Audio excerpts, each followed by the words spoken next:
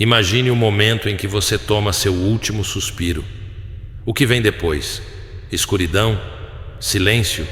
Um paraíso prometido? E se tudo o que você acredita sobre a morte estiver errado? Há mais de 1200 anos, um texto ancestral, guardado em segredo e considerado perigoso demais para ser revelado, oferece uma resposta diferente. A morte não é o fim, mas o começo de uma jornada, uma prova que dura exatos 49 dias e decide o destino da sua alma. Esse manuscrito, escondido dos olhos comuns, não fala de recompensas divinas ou castigos eternos. Em vez disso, ele descreve um mapa, um guia para o que acontece quando você deixa o corpo para trás. E o mais chocante, tudo depende de você, não de um juiz celestial, mas do estado da sua própria mente. Diferente do que nos contaram, a morte não é um mistério insolúvel. Esse conhecimento antigo sugere que os primeiros instantes após o último batimento cardíaco são como um espelho. Eles refletem quem você foi em vida.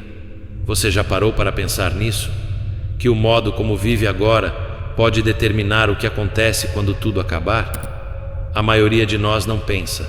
Estamos ocupados demais correndo atrás de coisas que no final não levamos conosco. Mas esse texto perdido diz que ignorar a morte é o maior erro que podemos cometer. Porque nesses 49 dias enfrentamos um teste, uma chance de nos libertarmos de um ciclo repetitivo ou de sermos arrastados de volta a ele sem nem perceber. Por séculos, esse segredo foi trancado, reservado para poucos que ousaram encarar a verdade. Por quê? Porque ele muda tudo. Se a morte é um reflexo da vida, então o que estamos fazendo agora importa mais do que imaginamos. Este não é um conto de fadas ou uma teoria vaga. É um convite para olhar além das distrações e entender o que nos espera. Vamos explorar essa jornada juntos. Os primeiros instantes, os desafios que surgem e o que podemos fazer hoje para não sermos pegos desprevenidos. Porque no fim, a morte não é um fim, é um espelho que revela quem realmente somos. O que acontece no exato momento em que você morre? Segundo esse texto ancestral, não há escuridão ou vazio imediato. Em vez disso, algo extraordinário toma conta.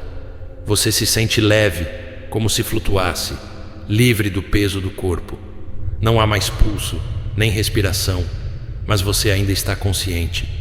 É como acordar de um sonho, só que dessa vez, o sonho era a vida. Então, surge algo que poucos estão prontos para enfrentar. Uma luz intensa, tão brilhante que parece engolir tudo. Não é uma luz comum, é um reflexo puro da realidade, uma porta para algo maior. Se você a reconhecer, se conseguir se entregar a ela sem hesitar, dizem que pode transcender, escapar do ciclo de voltar à Terra em outra vida. É a chance de se libertar, logo ali, no primeiro instante. Mas aqui está o problema. Quase ninguém aproveita essa oportunidade. Por quê? Porque o medo entra em cena. Estamos tão acostumados a nos agarrar ao que conhecemos, nossa identidade, nossos desejos, nossas memórias, que quando essa luz aparece, a alma recua. É como se ela gritasse: não estou pronta. E nesse momento de pânico, a chance escapa. A luz some, e o que vem depois é um eco do que você carregava em vida. Você começa a ouvir sussurros, vozes que parecem familiares, mas distorcidas. Formas surgem, rostos, lugares, pedaços do passado, como se a mente estivesse tentando se agarrar a algo sólido. Só que nada disso é real. É tudo um reflexo, um truque criado por você mesmo. Esse instante inicial é o ponto de partida dos 49 dias que definem seu destino. O texto diz que se você soubesse o que estava acontecendo, poderia ficar calmo, deixar a luz te guiar. Mas a maioria não sabe. Vivemos tão distraídos, tão presos ao dia a dia, que quando a morte chega, não temos ideia do que fazer. A mente, despreparada, começa a tecer uma teia de ilusões, e o que era uma chance de liberdade se transforma no começo de uma jornada confusa. Esses primeiros momentos não são apenas um adeus ao corpo, são um teste de clareza. E para a maioria é um teste que falhamos sem nem perceber, porque nunca nos preparamos para olhar no espelho da morte. Depois que a luz inicial desaparece, você entra em um lugar que o texto chama de entre mundos, um espaço onde o tempo não funciona como antes. Segundos podem parecer eternos e dias passam num piscar de olhos. Você não tem mais corpo, apenas consciência, mas muitos nem percebem que morreram. Tentam voltar para casa, falar com quem amavam, mas ninguém os vê. É como estar preso num sonho que não explica a si mesmo. Então, as visões começam. Primeiro, elas são suaves.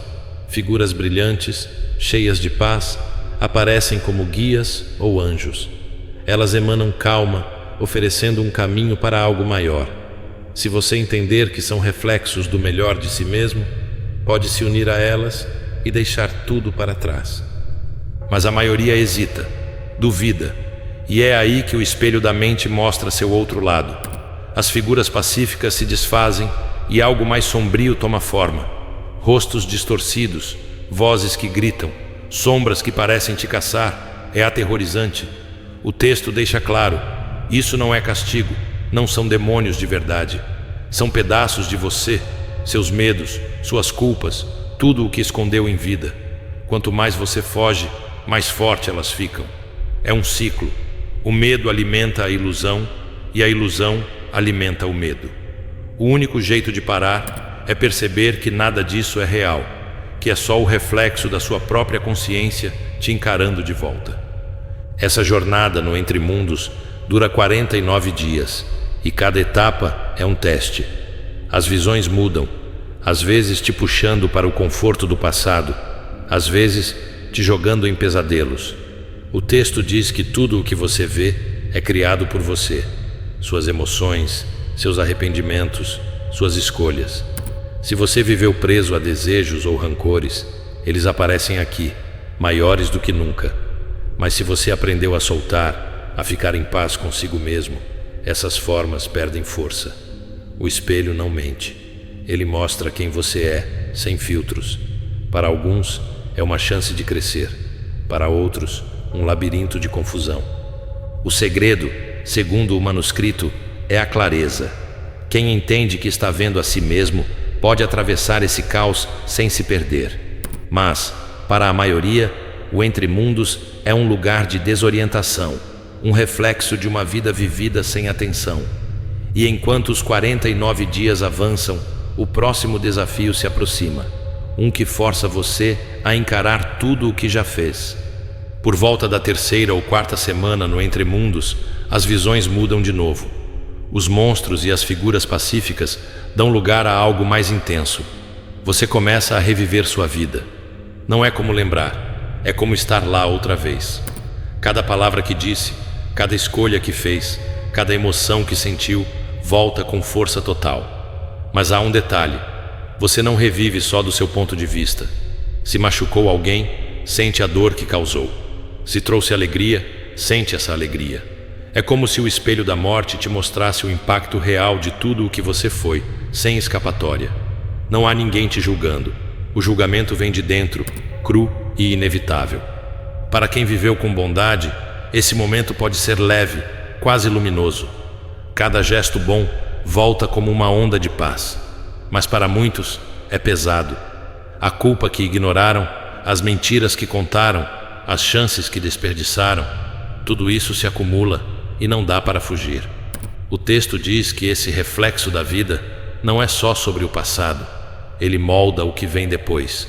Se você sai disso carregado de arrependimento ou apego, algo te puxa de volta para uma nova vida, um novo corpo, um novo ciclo.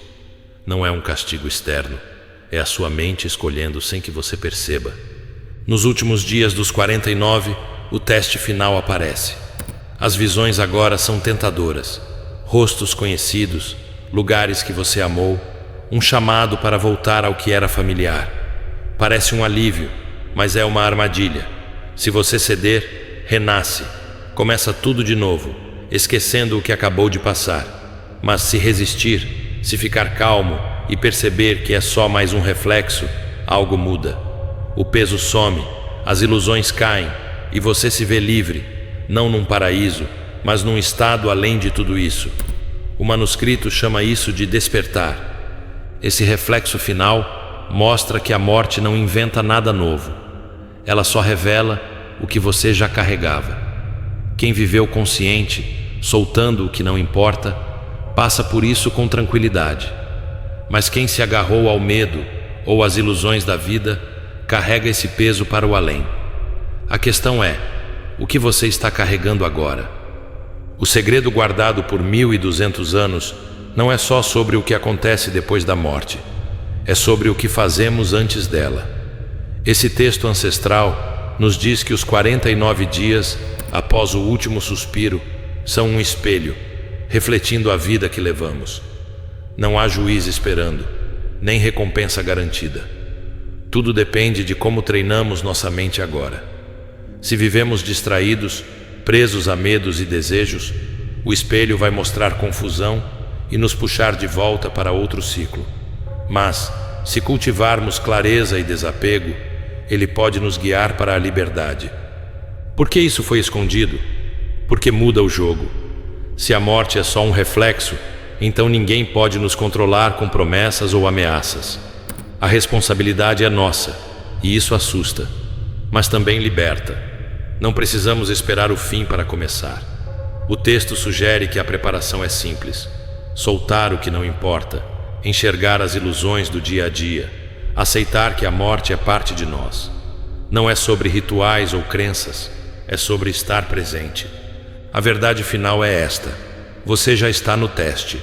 Cada dia é uma chance de afinar o reflexo que a morte vai mostrar. A maioria vai ignorar isso, voltar às suas rotinas e chegar ao fim despreparada. Mas você não precisa ser assim. O espelho está aí. O que ele vai refletir depende de você. Comece agora, porque a morte não espera.